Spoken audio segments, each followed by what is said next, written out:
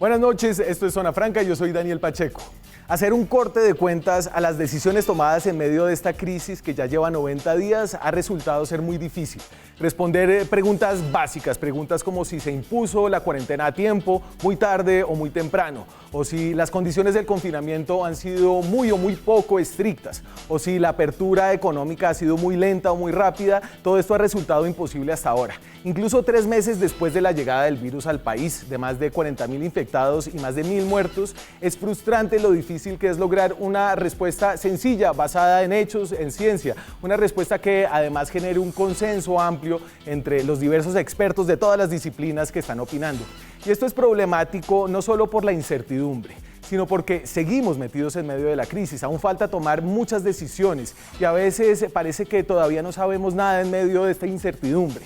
En Colombia, los gobernantes se han inclinado por el consejo de los expertos en salud, por epidemiólogos, infectólogos y virólogos. Como le dijo al diario El Tiempo alguien involucrado en la toma de decisiones del gobierno, en un mundo de ciegos, los epidemiólogos resultaron tuertos.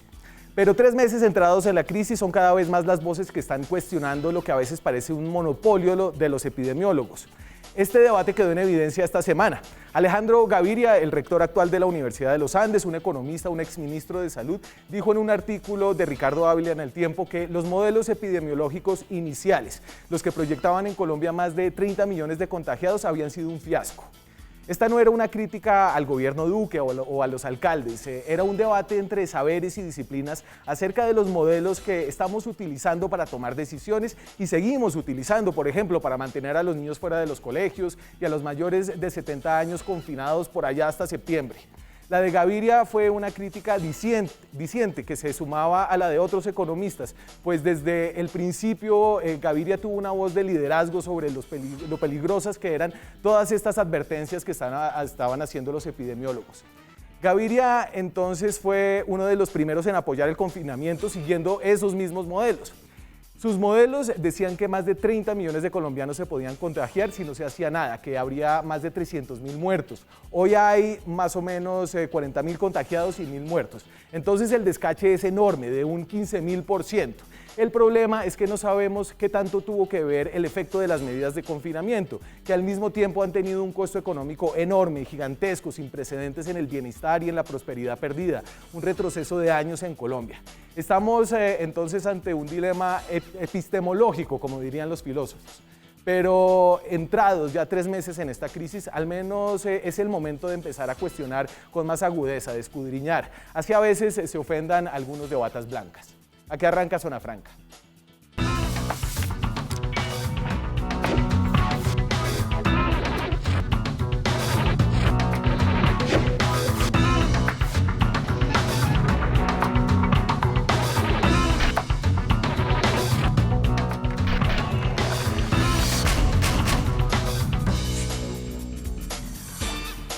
Esta noche estamos en directo desde Bogotá, son las 9:04 de la noche. Tengo varios invitados hoy, entre ellos Ricardo Ávila, el autor de este artículo del fin de semana que de alguna forma inspira este programa. Es tal vez lo mejor que se ha escrito a propósito de un intento de corte de cuentas. Antes de hablar con Ricardo Ávila, hablamos con la directora de epidemiología del Ministerio de Salud para entender cómo veía ella las cosas. Sandra Lorena Girón se llama, la doctora Girón es epidemióloga y tiene un doctorado en salud pública. Lo primero que dice ya parece trillado, pero creo que no deja de ser muy importante. Primero es entender que nosotros estamos viviendo como ciudadanos del mundo un momento histórico. No habíamos vivido esto las personas que hoy estamos vivas. No tener precedentes entonces hace difícil cogerse de cualquier cosa del pasado para tomar decisiones para el futuro. En este sentido, los modelos iniciales de los epidemiólogos apuntaron a anticipar los peores escenarios pensables. En ese momento, cuando conocimos las estimaciones del Imperial College, por supuesto ellos habían hecho unos desarrollos que para el momento en que empezamos a conocer esto, era muy valioso obtener esa información como un punto de entrada. Pero quiero enfatizar en que esas estimaciones son las estimaciones más dramáticas a las que nos podríamos enfrentar así no hacemos nada, así no implementamos ninguna medida en nuestro territorio. Y de esas medidas vale destacar que se hicieron estimaciones a qué pasaba si solo hiciéramos cierre de colegios, si solo hiciéramos distanciamiento de adultos mayores, siendo las personas consideradas más vulnerables, si hiciéramos cuarentenas obligatorias o aislamientos voluntarios. Y de allí, esas estimaciones que usted bien me refiere, Daniel, son aquellas que pasaría si no hiciéramos nada. Sobre todo en países como Colombia, en donde la noticia del virus llegó mucho antes que el virus mismo, había que hacer estimaciones en la total ignorancia sobre las particularidades del país, su población, su cultura, etc. Las estimaciones del Imperial College de Londres suponían que de no hacer nada, en general, cualquier país tendría un contagio de alrededor del 70% de la población. En el caso de colombiano, eso sería cerca de 36 millones de personas, hasta lograr la inmunidad de rebaño.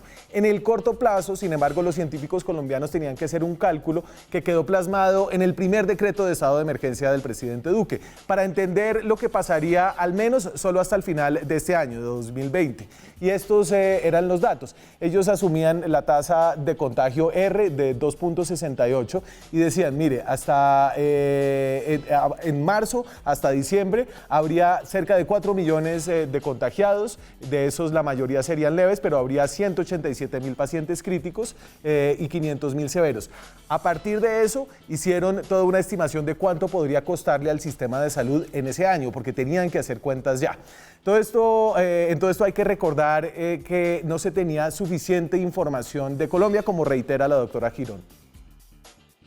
Claro, nosotros antes estábamos abocados a no tener datos reales en Colombia, entonces pónganse en la situación y aquí le hablo a los televidentes, usted necesita hacer estimaciones, pero no tiene los datos de casos de Colombia porque todavía no han sucedido. Entonces la evidencia nos lleva a tener que utilizar lo que existe en ese momento en el mundo. Eso era marzo, pero incluso 3 meses después de la llegada del virus, donde estamos hoy, según la doctora Girón, el tiempo y los datos, un tiempo que ha parecido larguísimo para todos los que hemos estado en confinamiento, aún no son suficientes para revisar sus modelos. Tenemos esa mirada clara de lo que es evaluar el impacto de estas medidas, que no necesariamente yo lo puedo hacer en un periodo de 3 meses, necesito un poco más de tiempo para, desde el punto de vista técnico, poder dar una certeza de comparar ese contrafactual, es decir, la situación que hubiera pasado si no hubiéramos hecho nada, con la situación de hoy, de que con estas medidas, cuál es el efecto de cada una de ellas. Y esto todo hace pensar que dentro del gobierno los epidemiólogos, en este debate acerca de si sus modelos han sobreestimado el efecto del virus, hasta ahora, hoy en día, mantienen su posición. No están por ahora haciendo otras estimaciones. Hoy los supuestos, nosotros no modificamos el modelo diciendo, bueno, entonces como ya no me está funcionando, entonces ahora lo voy a cambiar. Eso no sería serio, eso no sería respetuoso ni con nuestra estrategia, la evaluación misma, ni con la academia que hoy también nos está acompañando en este proceso y que nos está revisando las cifras, y bienvenido sea. Nosotros lo que mantenemos es comparándonos con ese escenario, ¿sí? Comparándonos con ese escenario y mirando qué tanto nos estamos alejando. Así están en una posición, digamos que cortésmente terca, frente a las críticas, algunas muy fuertes. Los científicos dentro del gobierno de Iván Duque, dentro del Estado colombiano, creo yo, tienen la disposición de someterse a la crítica. Entonces yo diría que el exministro Gaviria hace una observación pertinente sobre lo que es un modelo matemático y que para eso estamos, para el debate. Pero es una fortuna que no se esté cumpliendo ese precepto técnico-científico en menos de 3 meses. No sería esperable y él no deja lo que le hemos apuntado. Y ahora sí salto a mi invitado que está en directo aquí desde Bogotá, Ricardo Ávila, uno de los mejores periodistas económicos del país, exdirector del diario Portafolio. Hoy le hicieron un cargo especial para él que se llama analista senior en el diario El Tiempo. ¿Qué tal, Ricardo? Buenas noches. Muy buenas noches, muchísimas gracias por la invitación. De verdad, para mí es un honor que ustedes me tengan en el programa. No, señor, disfruté mucho su artículo, creo que trata de buscar las respuestas que todos nos estamos haciendo y fracasa con mucho mérito, ¿no? Porque todavía no están esas respuestas. A ver, quería ya que usted estuvo como escudriñando en el modelo, quería preguntarle sobre este fiasco que llama Gaviria, que le da una gran cita para su artículo, y usted hace el cálculo y es un descache del 15.000%, y usted se pregunta, bueno, esto es un contrafáctico, entonces no sabemos qué habría pasado, pero igual 15.000% parece un descache muy grande. No, sin duda, y estoy seguro que esta discusión va a durar no meses, sino años, y va a durar así en el mundo. Nosotros ya estamos comenzando a ver cuestionamientos a las proyecciones del Imperial College, no solo para Colombia, sino en general para la gran mayoría de los países, y al mismo tiempo hemos comenzado a ver las defensas del propio Imperial College. Esta semana salió en la revista Nature un artículo escrito por varios investigadores de esa entidad, en la cual vuelven y argumentan que de no ser por las medidas de confinamiento que ellos aconsejaron, pues el número de contagiados y fallecidos que hemos visto en buena parte del mundo sería mucho mayor. En particular se refirieron a algo más de una decena de países. Pero este debate apenas está comenzando. A mí lo que me parece importante, y ese era el propósito del artículo, es que la discusión se dé, porque estas son discusiones que no se pueden tomar a puerta cerrada por las implicaciones que tienen. La verdad es que el 14 de marzo hubo una reunión en la Casa de Nariño, a donde fueron invitados los alcaldes, y se le mostró a cada alcalde la proyección que hacía el modelo del INS, del Instituto Nacional de Salud, con base en los parámetros del Imperial College. Y la situación era absolutamente aterradora. Creo no exagerar cuando afirmo que los alcaldes salieron en pánico, literalmente, porque aún a ciudades de tamaño relativamente pequeño, el pronóstico hablaba de miles de muertos, no al cabo del término de la pandemia, no, en los primeros 100 días, es decir, un plazo que se cumple a mediados de este mes. De tal manera que, por cuenta de esa circunstancia, pues se tomó la decisión, en primer lugar, de proceder con la cuarentena, anticiparla un poco, porque el gobierno quería hacerla más a finales de marzo, sí, que el 23, cuando formalmente comenzó, a pesar de que los aislamientos pedagógicos, como se les llamó, ya habían comenzado unos días antes. Y adicionalmente, eso llevó también al mismo gobierno a prolongar de manera sucesiva la cuarentena.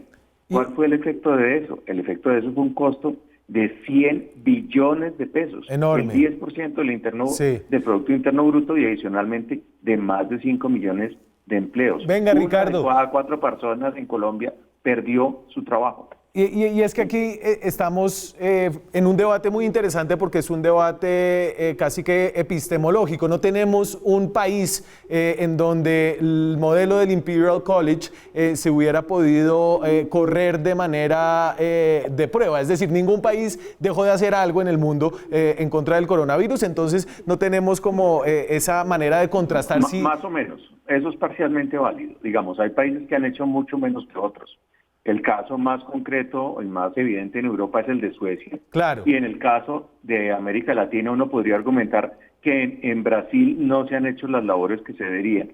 Pero aún esos dos casos pues no muestran ni mucho menos las tasas de letalidad que se proyectaban, ni mucho menos. No quiero minimizar, sin lugar a dudas, el gran impacto que las políticas en cada caso respectivo han traído en términos de fallecimientos, pero una vez más, hay que preguntarse cuáles eran los parámetros que estaba sobre los cuales estaba construido el modelo. Y le voy a poner tan solo un ejemplo. Nos vamos a demorar todavía un buen tiempo en saber, pero una de las hipótesis que es válida hacerse es que si el virus está presente, si contagia al 100% de la población, o realmente hay un porcentaje importante de la población que nunca se contagia. Tan solo, si usted cambia la base, pues obviamente las predicciones le dan diferentes. Claro. Y la realidad es que hay unas sorpresas inmensas.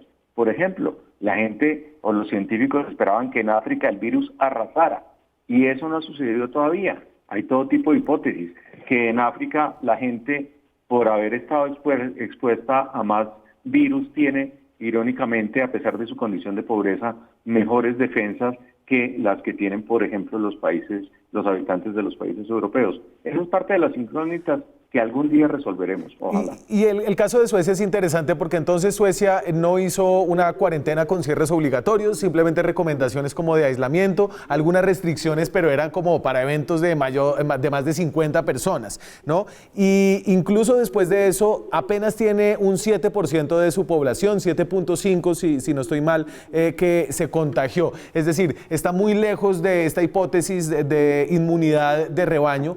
Y al mismo tiempo, y aquí entro a lo que usted plantea de una manera inteligente en su artículo, que es cómo hacer la contabilidad de doble columna, es decir, los efectos del virus y por el otro lado los efectos de las medidas en contra del virus. Parece que Suecia, que no tomó esas medidas de cuarentena obligatoria, también está sufriendo en la otra columna, la columna económica y del desempleo, los efectos de haber tenido la pandemia y del problema del comercio internacional.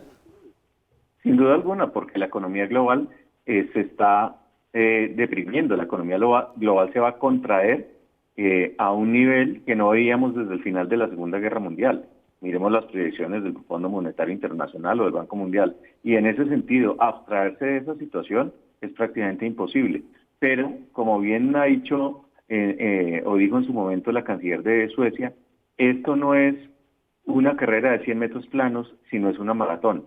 Por lo tanto, vamos a ver cuando termine esta maratón, porque estamos hablando de un escenario de tiempo de 12 a 18 o probablemente 24 meses, pues vamos a hacer las cuentas sobre qué país lo hizo relativamente bien y qué país lo hizo mal, un poco tomando también como base esta doble columna. Una doble columna en la cual además hay que incluir elementos adicionales absolutamente claves.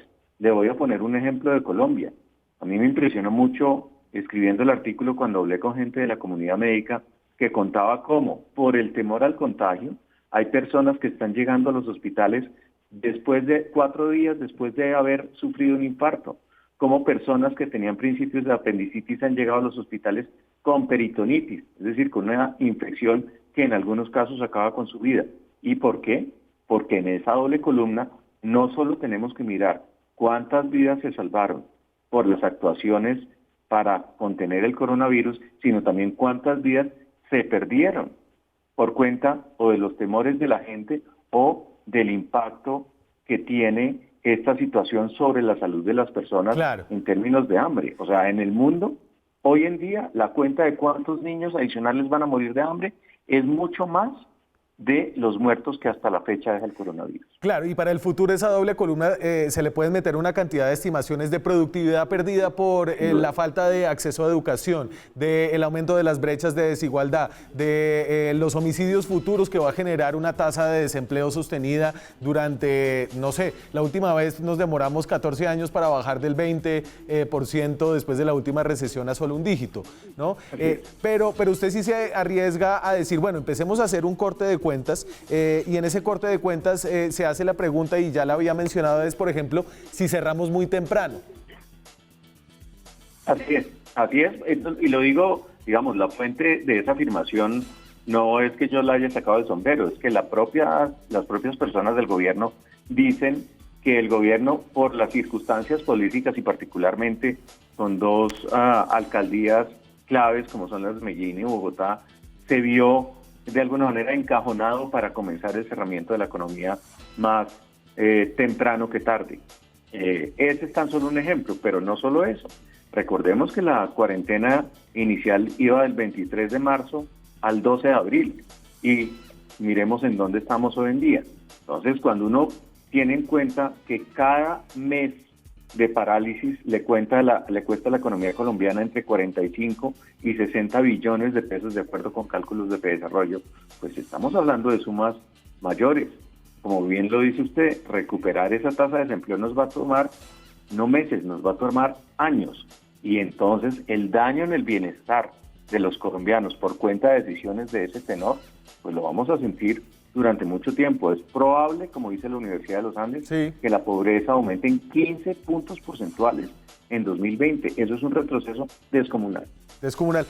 Ricardo, acompáñeme al siguiente bloque y terminamos de hablar qué es lo que hemos aprendido hasta ahora para poder mirar hacia adelante. Usted pone un gran ejemplo de lo que está haciendo, por ejemplo, la clínica cardioinfantil. No se vayan a ir ustedes, nosotros seguimos en esta conversación en minutos. Seguimos en Zona Franca, son las 9:25, tratando esta noche de hacer un corte de cuentas de lo que han sido los modelos epidemiológicos 3 meses después de que comenzó el primer caso de coronavirus aquí en Colombia, cogiéndole la cuerda a Ricardo Ávila, que hizo este primer corte de cuentas el domingo pasado en el diario El Tiempo. Un corte de cuentas que, como decíamos antes, deja todavía muchas dudas, pero que sí nos dice algunas cosas para el futuro. Entonces, Ricardo, mirando hacia adelante, usted recoge este gran ejemplo que es el de la clínica cardioinfantil para entender qué es lo que se puede hacer en medio de un grado de incertidumbre muy alto. Así es tal vez la aproximación práctica a un problema descomunal, porque uno de los líos que está sucediendo es que como los hospitales se vaciaron para esperar ese pico que todavía no ha llegado, en los términos prácticos, la fragilidad financiera de los hospitales es descomunal. Es más, a uno le hablan, hay gente, gerente de clínicas de diversa índole que dicen, me voy a quebrar.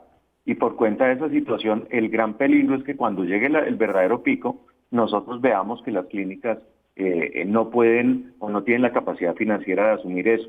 Entonces la cardioinfantil, ¿qué fue lo que hizo? No, vamos a agarrar un modelo nuestro, ¿sí? Con base en un modelo de la Universidad de Washington, en Estados Unidos, que incorpora variables y las va ajustando a medida que pasa el tiempo. Y eso lo que le permite a la cardioinfantil es predecir con 4 semanas de anticipación cuál va a ser la demanda sobre las camas que ellos tienen disponible. Y si esa demanda no se copa, ellos pueden utilizar sus instalaciones para atender o a enfermos o a personas que necesitan trasplantes o que necesitan tratamientos cardiovasculares. Entonces, por cuenta de esa situación, en vez de estar ocupados al 30% y la clínica está ocupada al 75%. Claro, si el modelo les dice dentro de 4 semanas va a haber un pico de contagios, porque todos sabemos que la utilización de camas de cuidado intermedio de cuidados intensivos es una función del número de contagiados, entonces en ese sentido la clínica tiene tiempo suficiente de prepararse. Pero eso es lo que toca hacer, esa es la manera de modelación activa que es absolutamente clave en este tema, para saber, es como en esas zonas montañosas de Colombia donde hay peligro de avalanchas y lo que uno tiene es sistemas de alerta para prevenir a la gente que está aguas abajo de que eventualmente viene algo de este estilo. Algo así es lo que se necesita. A los políticos les ha quedado más difícil esto y digamos que parece que están errando del lado de la mayor, cuando hay incertidumbre, mayor precaución. Entonces, por ejemplo, la alcaldesa de Bogotá, Claudia López, dice, a ver, yo no sé qué va a pasar en el futuro, pero sí les digo, cuando la capacidad de unidades de cuidados intensivos en Bogotá llegue al 70%, yo vuelvo a implementar las medidas de cuarentena. Y a usted me queda la sensación de que le parece que ese no es el camino que habría que tomar hacia adelante. No, me parece una equivocación descomunal utilizar un parámetro fijo que cambia con el tiempo para tomar decisiones a sabiendas de que finalmente ya los contagiados están en la calle. De tal manera que eso realmente no sirve para nada. Es quedarse con el pecado sin el género.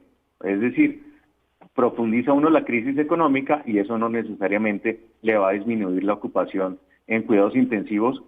Probablemente se la disminuye en un mes, pero el problema es que si tiene el lío de una vez, eso no sirve para mucho. Por esa razón es que yo creo que hay que involucrar este tipo de herramientas para hacer un manejo mucho más inteligente de la pandemia.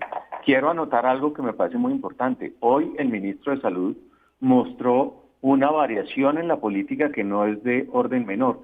Esta es que van a comenzar a hacer pilotos para focalizarse en los sitios en donde hay pandemia, tal vez al nivel no solo de la ciudad o del municipio, sino a nivel específico de la zona en donde esta ocurre. ¿Por qué? Porque es claro que esta política de cierre general ya se agotó. En Colombia, más de 700 municipios todavía no registran un solo caso de coronavirus y probablemente si contáramos los recuperados en aquellos municipios en donde ha habido casos, ese número subiría sustancialmente. Por esa razón es que aquí de alguna manera se están pagando o están pagando justos por pecadores y el tratamiento debe ser distinto. Y a mí me parece que en buena hora el gobierno lo está cambiando. Y en ese sentido parece que los alcaldes siguen con la imagen del modelo epidemiológico del Imperial College. Es decir, y yo no sé si aquí la palabra sea como valentía, que a veces puede ser confundida con temeridad, pero sí hay que darle, hay que avanzar de alguna forma y empezar a tomar más riesgos de los que se han venido tomando.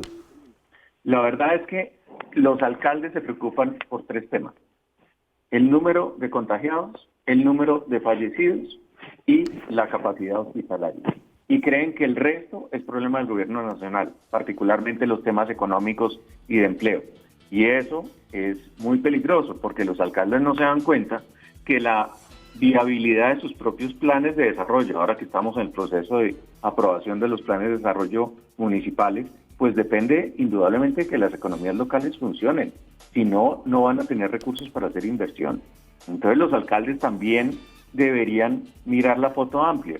Eso es lo que yo llamo en el artículo el peligro de la visión de túnel, que es por concentrarse solamente en un solo objetivo, están perdiendo, pues, evidentemente darse cuenta de que aquí hay múltiples desafíos. Y por esa razón es que lo ideal es que sean los políticos son los que tienen que tomar las decisiones, que con todos los elementos tomen la decisión más adecuada para la sociedad que representan. Soltarse de la mano de los epidemiólogos. Ricardo Ávila es periodista, es economista, analista senior del diario El Tiempo. Muchas gracias por hablarnos esta noche, Ricardo. Al contrario, muchas gracias a ustedes, les mando un abrazo. Chao, que esté bien. Nosotros seguimos acá, vamos a seguir hablando con uno de los expertos que le habla al oído al gobierno del presidente Iván Duque para tratar de entender cómo va ese cambio de estrategia, de focalización, para tratar de disipar los mitos y las preguntas alrededor de cuándo va a llegar el pico, si hay un pico, cuál es el pico y si se está o no aplanando la famosa curva. Ya volvemos.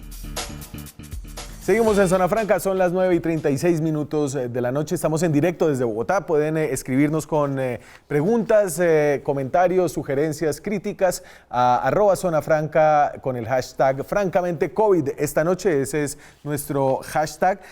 Vamos a hablar ahora mismo con una de las personas que está en la primera línea del asesoramiento al gobierno, que es un enlace entre la OMS y lo que está pensando el gobierno nacional. Carlos Álvarez es experto en microbiología, es infectólogo, tiene un doctorado en ciencias biológicas, a usted ya le han tocado 2 pandemias, ¿cierto, Carlos? Lo hablamos aquí la última vez.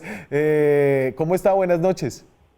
Buenas noches, Daniel, buenas noches a todos los seguidores del programa. Y sí, me ha tocado 2 pandemias, la pandemia del H1N1 en el 2009 y pues ahora la del COVID-19. Ahora como coordinador nacional sobre estudios COVID de la Organización Mundial de la Salud, ¿qué hace en ese cargo? ¿Cuál es su papel ahí de coordinación, Carlos? Sí, digamos que uno de los puntos importantes en lo que se quiere hacer es obtener rápidamente una vacuna, mejorar diagnósticos y mejorar tratamientos que sean eficaces. Cuando se trata de hacer estudios de investigación clínica, son estudios que requieren mucho tiempo, requieren más o menos hacer un buen estudio puede demorar entre 1 o 2 años, y lo que se hace desde la Organización Mundial de la Salud es invitar a los países y a los diferentes investigadores y centros que tienen experticia en investigación clínica para que no hagan cada uno su estudio, sino que traemos al unísono en un solo objetivo con unos mismos diseños y que permita que se acorten esos tiempos que acaba de comentar, de 1 o 2 años a unos cuantos meses, en los cuales se pueda saber o determinar que ojalá algunos de los medicamentos provisorios efectivamente funcionan o también, infortunadamente, que no funcionen. Sí. Igual ocurre con las vacunas, ¿no? Tratar de acortar tiempos. Y eso es lo que estoy haciendo en Colombia, que es coordinar a los diferentes centros de investigación y hospitales y clínicas, que entre otros hay centros muy buenos en Colombia con investigación clínica, que pues van a aportar al conocimiento y a la salud mundial y poder tener esta respuesta rápidamente.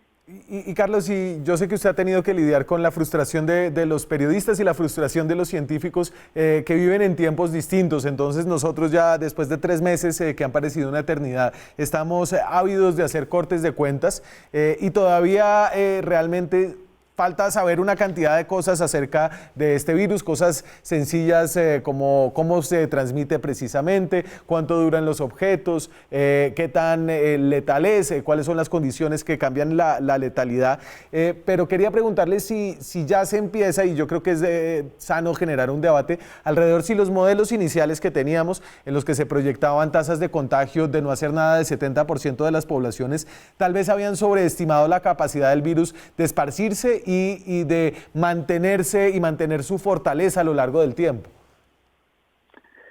Bueno, yo creo que ese es un tema bien interesante de las famosas curvas que se han ido generando y las cifras y los porcentajes. Yo creo que aquí hay que aclarar 2 cosas. Bien, la primera es que normalmente para que una epidemia se autocontrole, si no hay memoria previa y suponiendo que cuando uno se infecta queda protegido, lo que uno espera es que debe pasar un 70% de la población afectada o infectada y luego recuperada para que la epidemia curse su ciclo normal, o es decir, pasemos a una fase pospandémica.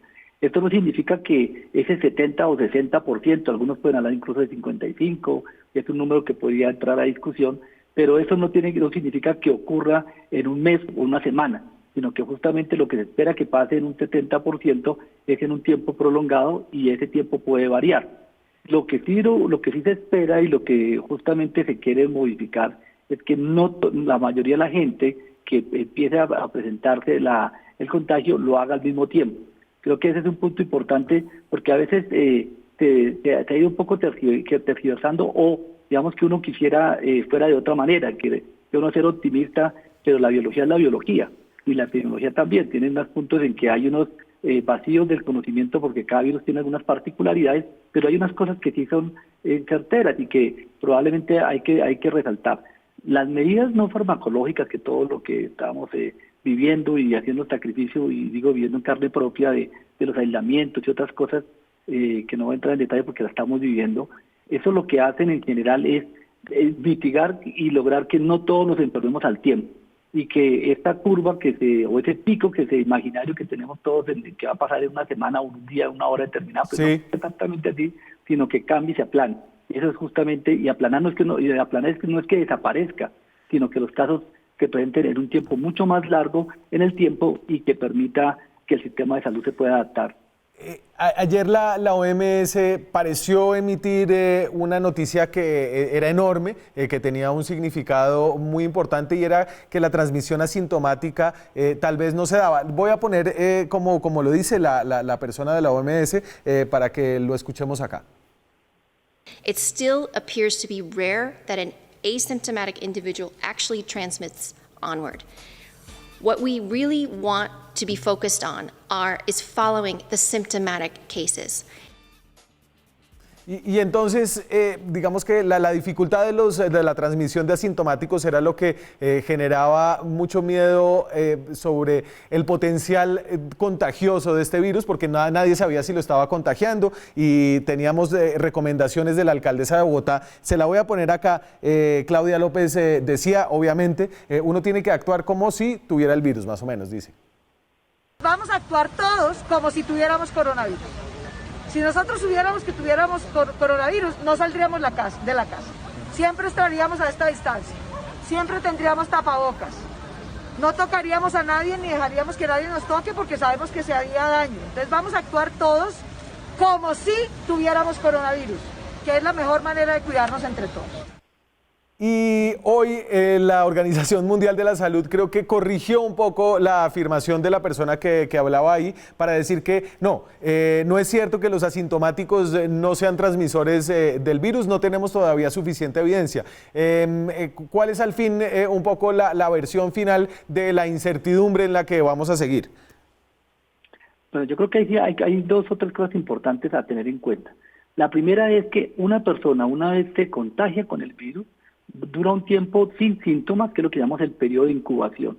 Y después de ese periodo sin síntomas, empieza algún porcentaje a hacer síntomas que te van a mantener en el tiempo.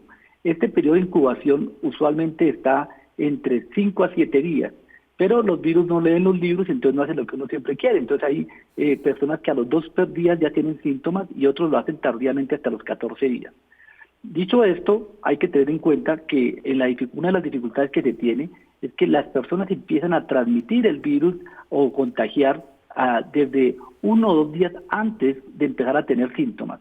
Y lo otro es que los síntomas pueden ser desde muy leves, puede ser como un resfriado sencillo, lo que nosotros en Colombia llamamos una gripa sencilla, hasta pues casos muy severos como que ya pues, todo el mundo sabe que terminan en fallas respiratorias, requiriendo cuidado intensivo. Entonces, a veces puede ocurrir que las personas que técnicamente decimos son como pausiasintomáticos, es decir, con muy pocos síntomas, podría ser que me siento un poquito como con malestar y están transmitiendo de forma importante el virus. Entonces ahí hay una parte incluso de que ya tenga fiebre y toda la sintomatología evidente. También se sabe que hay un porcentaje que en este momento no sabemos cuánto es la magnitud de ese porcentaje que pudiera estar asintomática completamente, es decir, que realmente no tiene síntomas y que potencialmente también transmite el virus.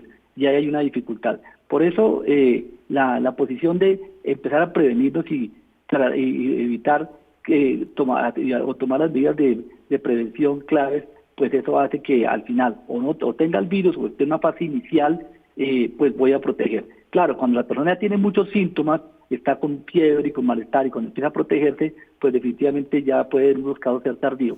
Yo, Daniel, pondré el ejemplo de lo que nos pasa con la varicela.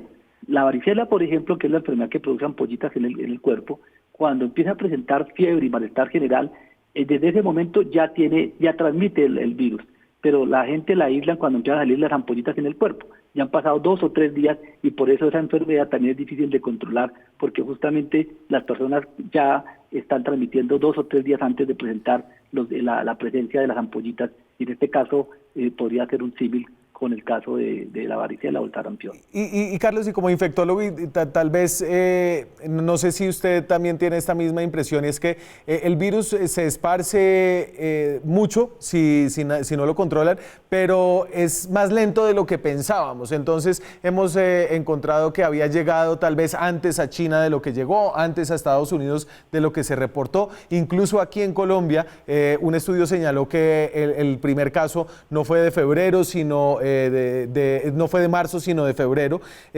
Esta idea de que el virus es menos rápido de lo que pensábamos, tal vez ayuda a explicar por qué países latinoamericanos, africanos, siguen todavía con el virus relativamente bajo control. No, sabe que yo creo que la diferencia importante es que al final lo que le quita la velocidad al virus de propagación es que tanto estemos separados.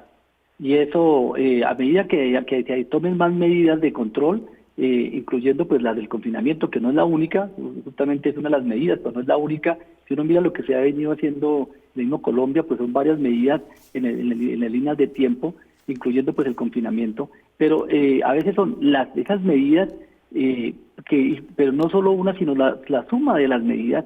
Y lo otro que es importante también es el momento que se toman las medidas. Porque a veces si uno revisa, hay un índice muy bueno que recomiendo mucho, que lo está siguiendo la Universidad de Oxford, que es un índice que se inventaron como el índice de las medidas que han tomado los gobiernos. Y en ese índice pues se compara en qué momento están tomando y qué tan fuertes son las medidas de control. Y van pues desde el cierre del aeropuerto hasta el cierre completo o el aislamiento físico completo obligatorio. Pero en ese escenario, lo que uno mira es que los países, la mayoría de países en este momento, salvo 1 o 2, si no estoy mal, no tienen medidas. Los demás países tienen medidas con diferente flexibilidad o endurecimiento en todo momento. O sea, yo creo que en el momento dice, no, es que en África no está circulando el virus. Sí, sí está circulando y también están tomando medidas fuertes. En China, la gente en Wuhan o en las provincias de Hubei no es que volvieron otra vez a la vida como estaban antes de diciembre. Hay unas medidas importantes y ya están en otro escenario, que es lo que estamos empezando Colombia, de ir adaptándonos a lo que yo llamo el COVID, que es como convivir con el COVID, y es ir adaptándonos a una forma diferente de vida, en el cual no es estar, porque la estrategia también importante de estar aislados no es la estrategia, es una estrategia que era completamente transitoria, es una estrategia mientras se prepara y también mientras nosotros hacemos la adaptación para poder salir nuevamente con una estrategia diferente de prevención. Carlos, quédese conmigo, vamos a una pausa de comerciales. Quiero seguir hablando con usted de las famosas curvas. De la curva, yo creo que la curva se entiende mejor cuando uno entiende que son muchas curvas y por qué no hemos llegado al pico, cuándo llegaremos al pico, eso lo discutimos después de comerciales.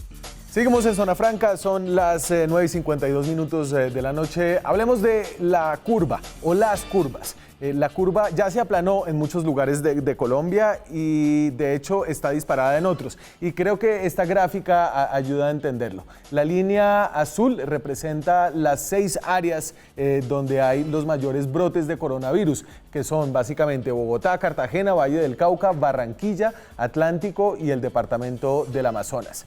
Solamente esos 6 regiones, ciudades, lugares del país tienen la mayoría de los casos de coronavirus. Esos son reportes de casos diarios, tienen cerca de 29.000 casos. El resto de Colombia, y en el resto de Colombia ya se puede decir que en algunos lugares se está aplanando la curva. Por ejemplo, en Medellín se está aplanando la curva. Incluso en lugares donde hubo un brote muy grande, como Leticia, ahí se ve esa punta, eso fue la subida del Amazonas. En Leticia ya los casos diarios han bajado sustancialmente y se están registrando, digamos que una estabilidad. En ese sentido, la curva ya se está aplanando en algunos lugares de Colombia. Lo mismo se puede ver cuando uno hace la comparación entre Bogotá y nada más la localidad de Kennedy. La localidad de Kennedy, que tiene cerca del 15% de la población bogotana, tiene más del 34% de los casos.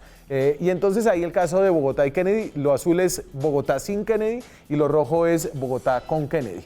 Muestra que Kennedy, aunque suma una porción importante de los casos, ¿cierto? En algún momento, en mayo, había casi más casos en Kennedy que en el resto de Bogotá. Esa curva se ha ido aplanando más que la curva de Bogotá. Las otras localidades de Bogotá siguen poniendo suficientes casos para que esa distancia entre Kennedy y Bogotá se haya separado. Además de eso, ¿cómo van los datos de la ocupación de unidades de cuidados intensivos? Entonces, este es un dato importante porque es el que mide la capacidad hospitalaria para atender la demanda que hace el virus. Y aunque puede parecer espectacular una subida de 148 camas a 391, casi 400 camas, es decir, una subida de casi el 100%, Colombia tiene más de 2.500 camas disponibles solo para COVID-19, es decir, todavía estamos bien dentro de nuestra capacidad. Ahí la película es distinta según la región que usted mire. Bogotá se está acercando ya al 50%, mientras en otras ciudades la capacidad está subutilizada. Estoy hablando con Carlos Álvarez. Carlos Álvarez es infectólogo, es coordinador de estudios de COVID-19 de la OMS para Colombia. Y yo me imagino que esa es la pregunta que más le hacen, Carlos, ¿cierto? ¿Cuándo se va a aplanar la curva? Sí. Y la respuesta es nunca, o sea, o de pronto no sabemos. Sí, yo creo que el tema de cómo es la curva y en qué momento va a ser la curva, pues es importante que lo tengamos en cuenta, que hay una curva y matemática imaginada basada en lo que implicaba con los datos de dinámica del virus y si no hiciéramos nada.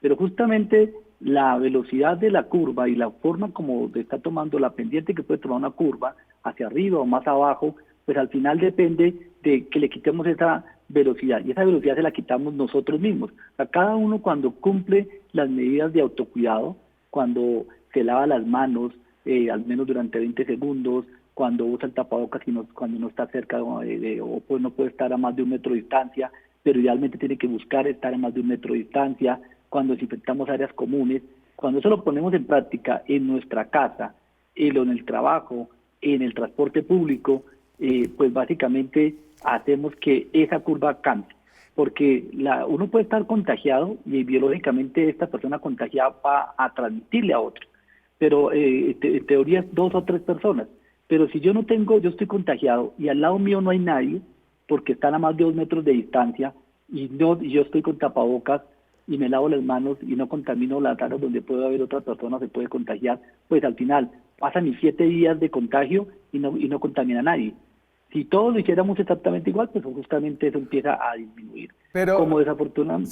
Sí, pero ahí los cálculos entonces fallaron finalmente porque había unas variables que no estábamos teniendo en cuenta, es decir, los colombianos resultaron ser más juiciosos, porque primero se habló del pico en mayo y después, primero en abril, después en mayo, después en junio, y creo que ya nadie está hablando de pico porque nadie se quiere comprometer con un nuevo pico, pero ahí, ¿cuáles fueron los supuestos que tal vez fallaron? No, yo no diría que, yo no hablaría, Daniel, de que fallaron los supuestos. Yo creo que el tema es, uno es el pico inicial planteado desde el momento que está, más o menos son 4 o 6 semanas y no se hubiera hecho nada. Pero como se han hecho muchas cosas, y en realidad es que no es que, yo creo que hay que tener y hacer mucho énfasis en eso, Daniel. Yo creo que no es que ha fallado. Lo que pasa es que cambió la dinámica de transmisión, pero no de una manera fortuita o fácil. He escuchado desde comentarios que el virus se volvió menos virulento en Colombia que en Colombia por el clima, por la altura, sí, o porque es que Colombia es especial, pero yo digo aquí una frase coloquial que todo lo del pobre es robado, ¿no? Yo creo que no, yo creo que es un punto de sacrificio que ha tenido cada uno de la población colombiana, que lo hemos vivido en carne propia, y esa sumatoria es lo que ha hecho que ese pico haya cambiado y que justamente se haya modificado. Hay regiones que la gente ha sido mucho más disciplinada y probablemente eso hace que las curvas, como usted lo planteaba, son diferentes. También hay cosas que, por ejemplo, sería una opinión personal, el clima, normalmente este año, habría que mirarlo realmente si es verdad lo que estoy diciendo, pero lo que yo tengo la percepción, por ejemplo, en Bogotá ha llovido menos este año que en otros años de esta misma época, porque normalmente para nosotros, abril, mayo y junio es la época en que más transmisión de virus respiratorios ocurre en Colombia y especialmente en Bogotá. Los virus respiratorios se transmiten más en la época de lluvias. Si hay menos lluvias hay menos posibilidad y si las personas estamos separadas unos de otros, pues va a haber menos posibilidad de contagio. Y eso lo ve dramáticamente no solo para el coronavirus, sino también cómo cayeron las infecciones respiratorias en los niños, pues obviamente porque no están en los colegios y porque estamos separados. Entonces yo creo que esa dinámica pues no es al azar o que haya fallado, sino justamente cambió eso que es lo que se pretendía y diríamos que una estrategia es no ver un pico grande, sino más bien ver como muchos mini picos que pueden ocurrir y en diferente velocidad en las diferentes ciudades, como usted lo planteaba hace un momento, lo que pasó en Cartagena, luego en Barranquilla o Cartagena, y lo que pasa incluso en Bogotá, en la misma ciudad, en las diferentes localidades. Carlos, muchas gracias por habernos acompañado hoy. Yo sé que usted tiene que leer y atender medios al mismo tiempo, así que le agradezco mucho su tiempo.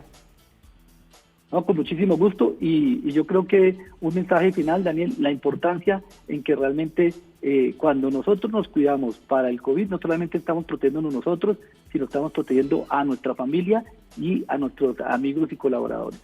Muchas gracias, Carlos. A nosotros se nos acabó el tiempo. Estamos con ustedes hablando de más curvas, tal vez no curvas ya, son como cordilleras, montañitas. Tal vez mañana con más periodismo, más debate, más opinión. Chao.